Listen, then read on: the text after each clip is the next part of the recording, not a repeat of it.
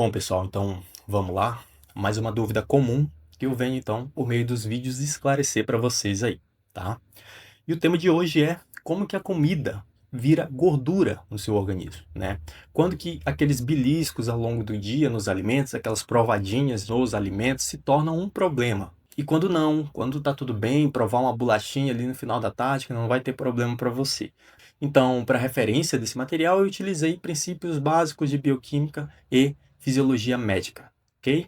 Então, pessoal, ao longo do dia é comum a gente se deparar com essa frase: ah, eu não vou comer isso ou aquilo porque eu vou engordar. Quem nunca ouviu isso, né? Então, assim, ó, ela até faz sentido, mas ela está incompleta e eu vou mostrar para vocês o porquê, tá? Você aí deve conhecer alguém que falam assim: eu faço tudo certo, porém eu continuo engordando. Eu vou lá e evito consumir alimentos fonte de algum macronutriente específico. Eu vou lá e evito gordura, né? Eu tento jejum, mesmo assim o corpo insiste em armazenar gordura. Pessoal, assim, ó, talvez o problema não seja os alimentos, e sim o contexto que seu corpo vive, tá? Porque se fosse comida, retirar os alimentos do seu dia a dia resolveria o problema.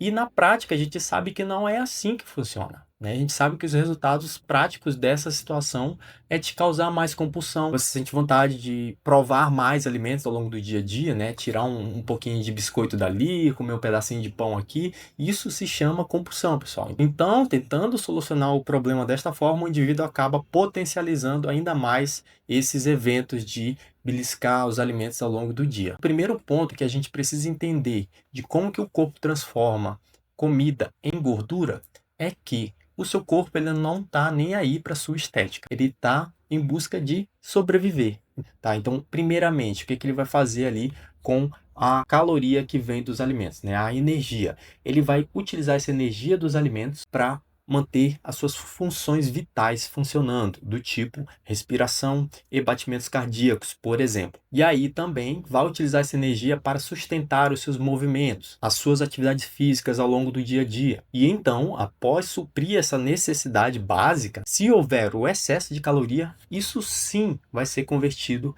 em gordura se você não usar esse excesso de calorias. Beleza? Então isso daí já muda completamente o destino final da comida, daqueles beliscos. E também muda a lógica comum, que as pessoas pensam que se elas consumirem qualquer coisa vai virar gordura de forma automática no organismo. E não, não é assim que funciona, beleza? Bom, pessoal, aqui tem um gráfico, né, que eu montei para mostrar para vocês que aquelas provadinhas nos alimentos de forma rotineira vai te engordar sim, tá? Então, aqui a gente tem necessidade energética versus excedente calórico, tá? Em azul, a gente tem energia utilizada pelo corpo, tá? Lembra lá da explicação do vídeo? A taxa metabólica basal, tá? Para manter minhas funções vitais funcionando. E em amarelo, a gente tem ali o excedente calórico, ou seja, o que vai virar gordura no seu corpo se você não utilizar esse excedente. Beleza? Então vamos lá, vamos supor que o indivíduo possui uma taxa metabólica basal de 2.000 calorias por dia. Então ele consumiu aí ao longo do dia 2.000 calorias. Só que chegou à noite e ele decidiu que vai comer ali um pão, dois pães, né? E isso daí vai resultar aí em 300 calorias a mais, além das 2.000 calorias que ele tem de base. E aí, pessoal, se o corpo não vai usar isso daí, isso sim vai ser convertido em gordura para ser utilizado depois em um modo sobrevivência do tipo jejum a longo prazo, né? Eu vou passar um período grande ali de jejum, o corpo vai utilizar essas 300 calorias aí que estaria estocado em forma de gordura, vai ser quebrado e vai então suprir energia para o corpo manter as suas funções metabólicas basais. Beleza? Bom, então a gente achou o problema, né? É fácil. Simplesmente o problema é as calorias. Tá aí, a culpa é delas, né? Então eu vou restringir alimentos calóricos ao longo do meu dia. Então o primeiro a sofrer vai ser aqueles alimentos que possuem uma alta quantidade de carboidratos. Aí a pessoa vai lá, corta arroz, corta pão. Em 2 meses ela vai e fala: nossa, eu perdi peso, viu? Funcionou. Era só eu fazer uma restrição calórica, né? Beleza, você baixou de peso. Mas e aí, né? O que que você perdeu, afinal de contas? Será que foi gordura? Realmente? E eu não sei se você sabe, mas assim, ó, para cada 1 grama de glicogênio, né? A gente vai ter lá o carboidrato com glicoses, né? Essas glicoses, elas vão ser estocadas no organismo em forma de glicogênio. Então, para cada 1 grama de glicogênio, o corpo retém 3 gramas de água, né? E isso aí é o que vai causar essa perda rápida, geralmente de quem começa a fazer uma restrição calórica. Aí, depois que você voltar à alimentação normal, uma flexibilidade maior nos alimentos que contêm carboidratos, vai encher novamente seu estoque de glicogênio, vai reter mais água e aí você vai voltar para base zero. Compreendido? Então, por isso, essa retirada de carboidrato costuma gerar, sim, uma queda rápida de peso. Mas, muitas das vezes, é água e não gordura. Como eu já expliquei no primeiro vídeo, a diferença de peso total e composição corporal. Lá você vai compreender melhor essa diferença, né? Aquele indivíduo que vai realmente perder gordura e aquele indivíduo ali que vai simplesmente só cuidar do peso total, né? Então, se for interessante para você, fique à vontade, pode dar uma olhada depois lá no vídeo para compreender melhor essa diferença, tá? E aí eu pergunto para vocês, né? Essas vitórias rápidas, com essas restrições alimentares, elas vão ser sustentáveis a longo prazo? Daqui a pouco você volta a consumir esses carboidratos e você vai ganhar esse peso novamente, porque é peso total e não gordura propriamente dito. Então, pessoal, quando a gente fala desse medo de engordar, é interessante a gente entender que é um assunto que ele possui camadas, né? E que não é tão simples assim. Muito pelo contrário, essa falta de informação vai favorecer o reganho de peso e também pode desencadear deficiências nutricionais, do tipo, o exemplo comum, né, de retirar os carboidratos da alimentação. A pessoa, depois de um tempo, vai ter menos energia para ir treinar, vai ter dor de cabeça, fadiga, o cognitivo, o raciocínio vai diminuir, a disposição vai lá para baixo, porque ela está impedindo o corpo de ter uma fonte rápida de energia. Então, se a pessoa condiciona o organismo dela a essa situação de não ofertar carboidratos, ela vai ter sim essas quedas de rendimento ao longo do dia. Ao mesmo ponto, a pessoa, quando ela começa a restringir gorduras por medo de engordar, ela pode vir a impactar a própria produção hormonal, a absorção de vitaminas A, D, E e K, que são lipossolúveis, dependentes de gorduras da dieta para serem absorvidas. E aí depois ela começa a apresentar